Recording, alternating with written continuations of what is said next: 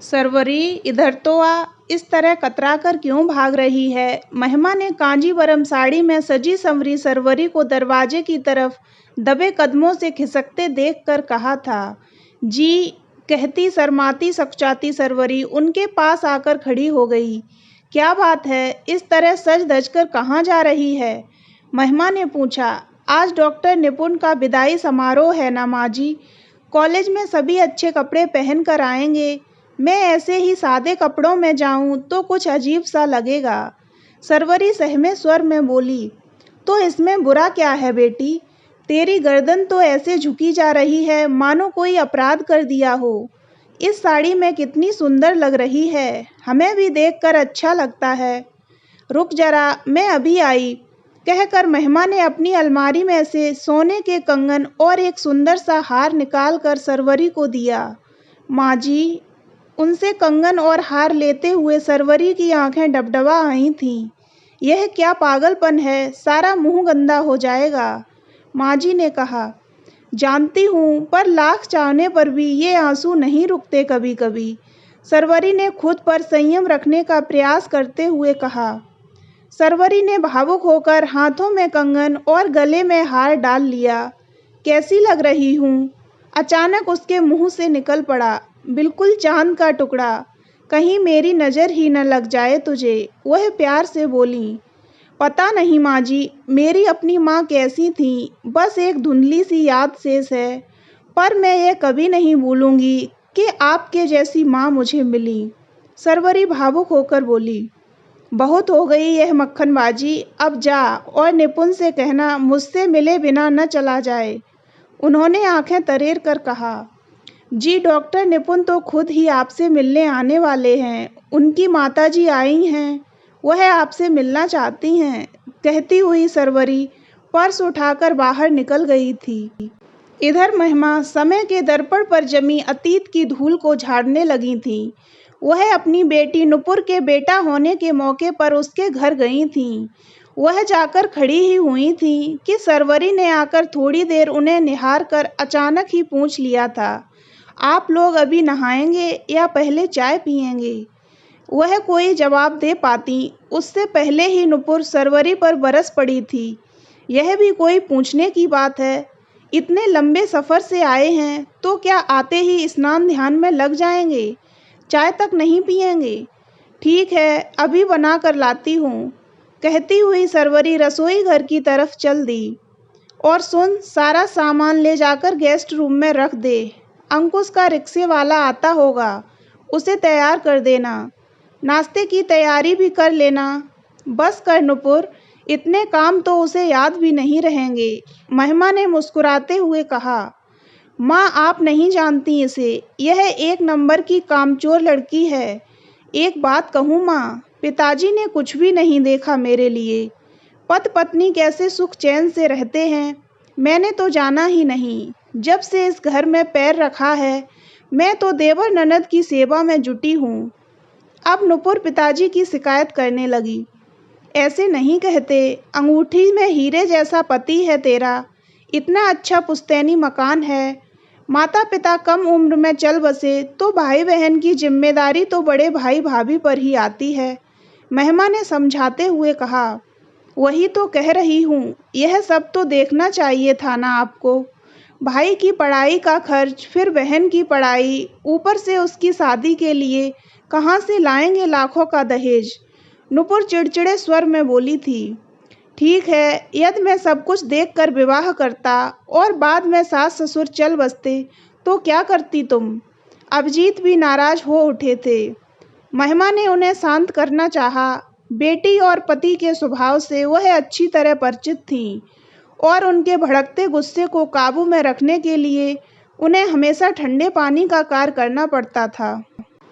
तभी चाय की ट्रे थामे सरवरी आई थी। साथ ही नुपुर के पति अभिषेक ने वहां आकर उस गर्मा गर्म बहस में बाधा डाल दी थी।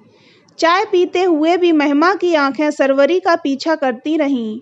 उसने फटाफट अंकुश को तैयार किया, उसका टिफिन लगाया, अभिषेक को नाश्ता दिया और महिमा और उनके पति के लिए नहाने का पानी भी गर्म करके दिया। महिमा नहा कर निकली तो उन्होंने देखा कि सरवरी सब्जी काट रही थी। वह बोली, अरे अभी से खाने की क्या जल्दी है बेटी, आराम से हो जाएगा। माँ जी, मैं सोच रही थी आज कॉलेज चली जाती तो अच्छा रहता। छमाही परीक्षाएं सिर पर हैं, कॉलेज न जाने से पढ़ाई का बहुत नुकसान होता है। सरवरी जल्दी जल्दी सब्जी काटते हुए बोली, तुम जाओ ना कॉलेज, मैं आ गई हूँ, सब संभाल लूँगी। इस तरह परेशान होने की क्या ज़रूरत है। मुझे पता है इंटर की पढ़ाई में कितनी मेहनत करनी पड़ती है, महिमा ने कहा। उनकी बात सुनकर सरवरी के चेहरे पर आई चमक उन्हें आज तक याद है। कुछ पल तक तो वह उन्हें एकटक निहारती रह गई थी, फिर कुछ इस तरह मुस्कुराई थी मानो बहुत प्यासे व्यक्ति के मुंह में किसी ने पानी डाल दिया हो। दोनों के बीच इशारों में बात हुई। बस सरवरी लपक कर उठी और तैयार होकर किताबों का बैग हाथ में लेकर बाहर आ गई थी।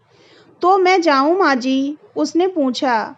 कहाँ जा रही हैं महारानी जी? तभी नुपुर ने वहां आकर पूछा। कॉलेज जा रही है बेटी। सरवरी कुछ कहती उससे पहले ही उसकी माँ महिमा ने जवाब दे दिया। मैंने कहा था ना, एक सप्ताह और मत जाना, नुपुर ने डांटने के अंदाज में कहा।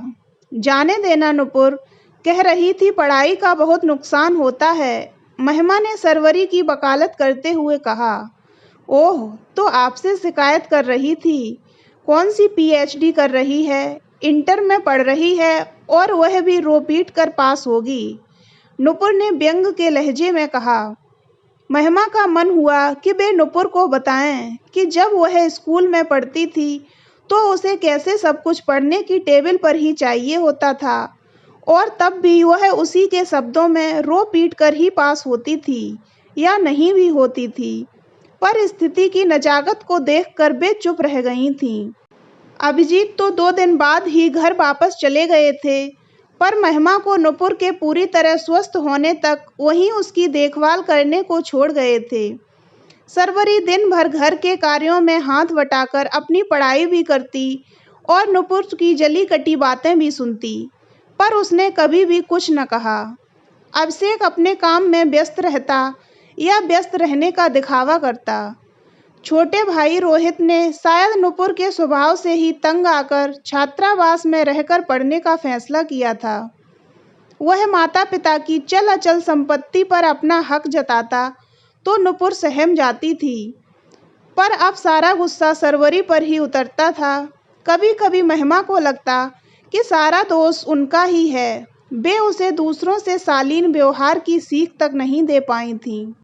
बचपन से ही वह अपने तीनों भाई बहनों में सबसे ज़्यादा गुस्सैल स्वभाव की थी और छोटी छोटी बात पर जिद करना और आपे से बाहर हो जाना उसके स्वभाव का खास हिस्सा बन गए थे। कुछ दिन और नुपुर के परिवार के साथ रहकर महिमा जब घर लौटी तो उनके मन में एक कसक सी थी। वे चाह कर भी नुपुर से कुछ कह नहीं सकी थीं। 2 महीने तक साथ रहकर सरवरी से उनका अनाम और अबूझ सा संबंध बन गया था। कहते हैं मन को मन से राह होती है। पहली बार उन्होंने इस कथन की सच्चाई को जीवन में अनुभव किया था। पर संसार में हर व्यक्ति को अपनी लड़ाई खुद ही लड़नी पड़ती है और वे चाह कर भी सरवरी के लिए कुछ न कर पाई थीं। पर अचानक ही कुछ नाटकीय घटना घट गई थी। अभिषेक को 2 साल के लिए अपनी कंपनी की तरफ से जर्मनी जाना था। सरवरी को वह कहाँ छोड़ें, यह समस्या उनके सामने मुंह बाए खड़ी थी। दोनों ने पहले उसे छात्रावास में रखने की बात भी सोची, पर जब महिमा ने सरवरी को अपने पास रखने का प्रस्ताव रखा तो दोनों की बाँछें खिल गई थीं। अंधा क्या चाहे 2 आँखें। फिर भी अभिषेक ने पूछ ही लिया, आपको कोई तकलीफ तो नहीं होगी माँ जी? अरे नहीं बेटे, कैसी बातें करते हो, सरवरी तो मेरी बेटी जैसी है। फिर तीनों बच्चे अपने घर संसार में व्यवस्थित हैं, हम दोनों तो बिल्कुल अकेले हैं, बल्कि मुझे तो बड़ा सहारा हो जाएगा, महिमा ने कहा। सहारे की बात मत कहो माँ, बहुत स्वार्थी किस्म की लड़की है यह, सहारे की बात तो सोचो भी मत, नुपुर ने अपनी स्वाभाविक बुद्धि का परिचय देते हुए कहा था। महिमा की नज़र सामने दरवाजे पर खड़ी सरवरी पर पड़ी थी तो उसकी आंखों की हिंसक चमक देखकर वे भी एक क्षण को तो सहम गई थीं। हाँ तो पापा, आप क्या कहते हैं? उन्हें चुप देखकर नुपुर ने अभिजीत से पूछा था। तुम्हारी माँ तैयार हैं तो मुझे कोई फर्क नहीं पड़ता। वैसे मुझे भी नहीं लगता कि कोई समस्या आएगी। सरवरी अच्छी लड़की है और तुम्हारी माँ को तो वैसे भी कभी किसी से तालमेल बिठाने में कोई परेशानी नहीं हुई है। अभिजीत ने नुपुर के सवाल का जवाब देते हुए कहा। इस तरह सरवरी महिमा के जीवन का हिस्सा बन गई थी और जल्दी ही उसने उन दोनों पति पत्नी के जीवन में अपनी खास जगह बना ली थी। एक दिन सरवरी कॉलेज से लौटी तो महिमा अपने बेडरूम में बेसुध पड़ी थीं। यह देखकर सरवरी पड़ोसियों की मदद से उन्हें अस्पताल ले गई। बीमारी की हालत में सरवरी ने उनकी ऐसी सेवा की कि सब आश्चर्यचकित रह गए थे। सरवरी, महिमा ने हाथ में साबूदाने की कटोरी थामे खड़ी सरवरी से कहा था। जी, तुम जरूर पिछले जन्म में मेरी माँ रही होगी। महिमा ने मुस्कुरा कर कहा था। आप पुनर्जन्म में विश्वास करती हैं क्या? सरवरी ने पूछा। हाँ, पर क्यों पूछ रही हो तुम? यूं ही, बस मुझे यह जरूर लगता है कि कभी किसी जन्म में कुछ भले काम जरूर किए होंगे मैंने, जो आप लोगों से इतना प्यार मिला। नहीं तो मुझ अभागी के लिए यह सब कहाँ। कहते हुए सरवरी की आंखें डबडबा गई थीं। आज कहा सो कहा, आगे से कभी खुद को अभागी मत कहना। कभी बैठकर शांत मन से सोचो कि जीवन ने तुम्हें क्या क्या दिया है। महिमा ने सरवरी को समझाते हुए कहा था। अभिजीत और महिमा के साथ रहकर सरवरी कुछ इस कदर निखरी कि सभी आश्चर्यचकित रह गए थे। उस स्नेहिल वातावरण में सरवरी ने पढ़ाई में अपनी पूरी ताकत लगा दी थी। जब कठिनाई से पास होने वाली सरवरी पूरे विश्वविद्यालय में प्रथम आई थी तो खुद महिमा को भी उस पर विश्वास नहीं हुआ था। उसे स्वर्ण पदक मिला था। स्वर्ण पदक लाकर उसने महिमा को सौंपते हुए कहा था, इसका श्रेय केवल आपको जाता है माँ जी। पता नहीं इसका ऋण मैं कैसे चुका पाऊंगी। पगली है सरवरी तू तो, माँ भी कहती है और ऋण की बात भी करती है। फिर भी मैं बताती हूँ, मेरा ऋण कैसे उतरेगा। महिमा ने उसे समझाते हुए कहा। तेन त्यक्तेन भुंजी सा। क्या? सरवरी ने चौंकते हुए कहा। यह क्या है? सीधी सादी भाषा में कहिए ना, मेरे पल्ले तो कुछ नहीं पड़ा। कहकर सरवरी हंस पड़ी। यह मजाक की बात नहीं है बेटी। जीवन का भोग त्याग के साथ करो और इस त्याग के लिए सब कुछ छोड़कर संन्यास लेने की जरूरत नहीं है। परिवार और समाज में छोटी सी लगने वाली बातों से दूसरों का जीवन बदल सकता है। तुम समझ रही हो सरवरी? महिमा ने सरवरी को समझाते हुए कहा था। जी, प्रयास कर रही हूँ, सरवरी ने जवाब दिया। देखो नुपुर मेरी बेटी है, पर उसके तुम्हारे प्रति व्यवहार ने मेरा सिर शर्म से झुका दिया है। तुम ऐसा करने से बचना। बचोगी ना? महिमा ने पूछा। जी, प्रयत्न करूंगी कि आपको कभी निराश न करूं, सरवरी गंभीर स्वर में बोली थी। शीघ्र ही सरवरी की अपने ही कॉलेज में व्याख्याता के पद पर नियुक्ति हो गई और अब तो उसका आत्मविश्वास देखते ही बनता था। उसकी काया पलट की बात सोचते हुए उनके चेहरे पर हल्की सी मुस्कान तैर गई थी। कहाँ खोई हो? तभी अभिजीत ने आकर महिमा की तंद्रा भंग करते हुए पूछा। कहीं नहीं, यूं ही, महिमा ने चौंक कर कहा। तुम्हारी तो जागते हुए भी आंखें बंद रहती हैं। आज लाइब्रेरी से निकला तो देखा सरवरी डॉक्टर निपुण के साथ हाथ में हाथ डाले जा रही थी। अभिजीत ने कहा। जानती हूँ, महिमा ने उनकी बात का जवाब दिया। क्या? अभिजीत ने पूछा। यही कि दोनों एक दूसरे को बहुत चाहते हैं, उन्होंने बताया। क्या कह रही हो? पराई लड़की है, कुछ ऊंच नीच हो गई तो हम कहीं मुंह दिखाने लायक नहीं रहेंगे, अभिजीत ने शक पकाते हुए कहा। घबराओ नहीं, मुझे सरवरी पर पूरा भरोसा है। उसने तो अभिषेक को सब लिख भी दिया है, महिमा बोली। ओह, तो दुनिया को पता है, बस हमसे ही पर्दा है, अभिजीत ने मुस्कुरा कर कहा था। थोड़ी ही देर में सरवरी दरवाजे पर दस्तक देती हुई घर में घुसी।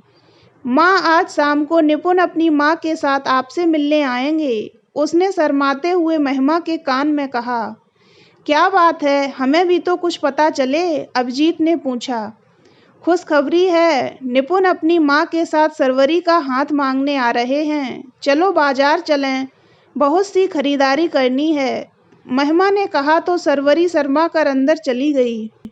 सच कहूँ महिमा, आज मुझे जितनी खुशी हो रही है उतनी तो अपनी बेटियों के संबंध करते समय भी नहीं हुई थी, अभिजीत गदगद स्वर में बोले।